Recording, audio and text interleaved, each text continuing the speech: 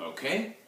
Reading Rainbow, episode 20, A Chair for My Mother.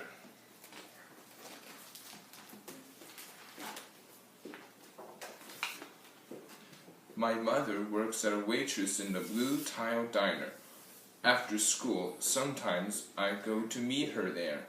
Then her boss Josephine gives me a job too. I wash the salts and peppers and fill the ketchups. One time I peeled all the onions for the onion soup. When I finish, Josephine says, "Good work, honey," and pays me. And every time I put half of my money into the jar. It takes a long time to fill a jar this big. Every day when my mother comes home from work, I take down the jar. My mama empties all her change from tips out of her purse for me to count. Then we push all the coins into the jar. Sometimes my mama is laughing when she comes home from work. Sometimes she's so tired and she falls asleep while I count the money out into piles. Some days she has lots of tips. Some days she has only a little. Then she looks worried. But each evening, every single shiny coin goes into the jar. We sit in the kitchen to count the tips.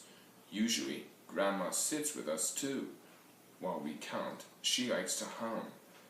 Often she has money in her old leather wallet for us. Whenever she gets a good bargain on tomatoes or bananas or something she buys, she puts by the savings and they go into the jar. When we can't get a single other coin into the jar, we are going to take out all the money and go and buy a chair. Yes, a chair. A wonderful, beautiful, fat, soft armchair. We will get one covered in velvet with roses all over it.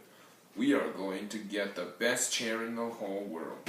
That is because our old chairs burned up. There was a big fire in our other house. All our chairs burned. So did our sofa, and so did everything else. That wasn't such a long time ago. My mother and I were coming home from buying new shoes. I had new sandals. She had new pumps. We were walking to our house from the bus. We were looking at everyone's tulips.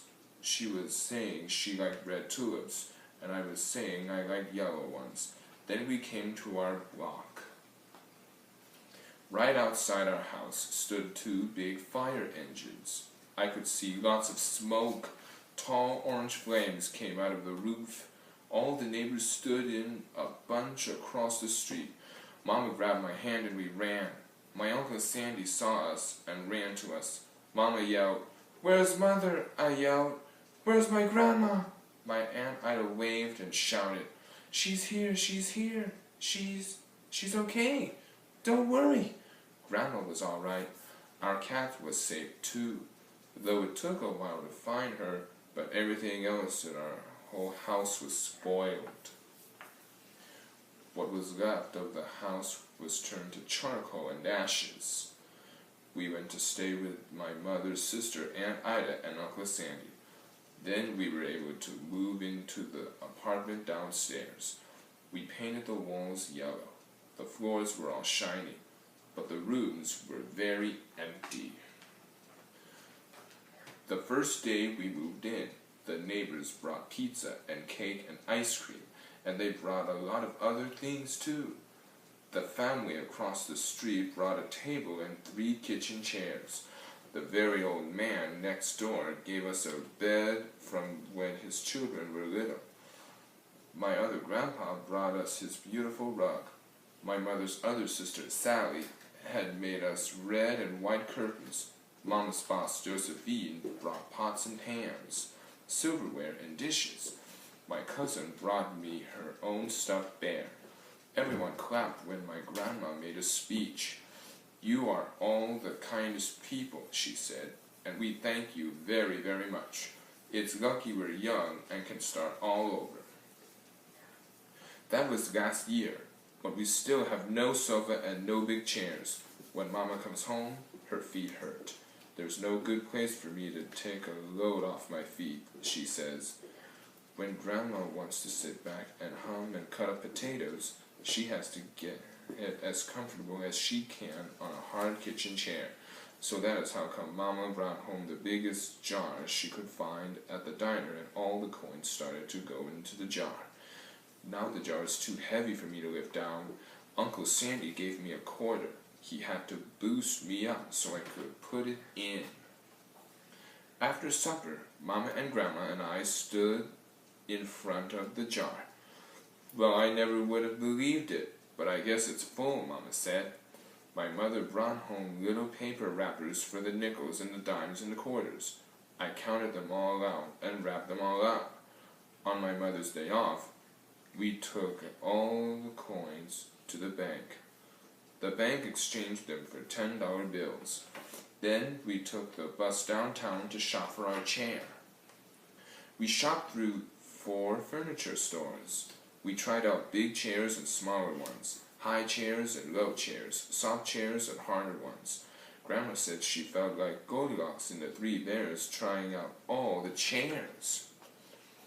Finally, we found the chair we were all dreaming of, and the money in the jar was enough to pay for it. We called Aunt Ida and Uncle Sandy. They came right down in their pickup truck to drive the chair home for us. They knew we couldn't wait for it to be delivered. I tried out our chair in the back of the truck. Mama wouldn't let me sit there while we drove, but they let me sit in it while they carried it up to the door.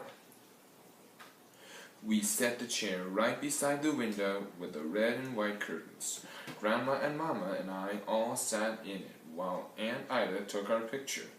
Now Grandma sits in it and talks with people going by in the daytime. Mama sits down and watches the news on the TV when she comes home from her job.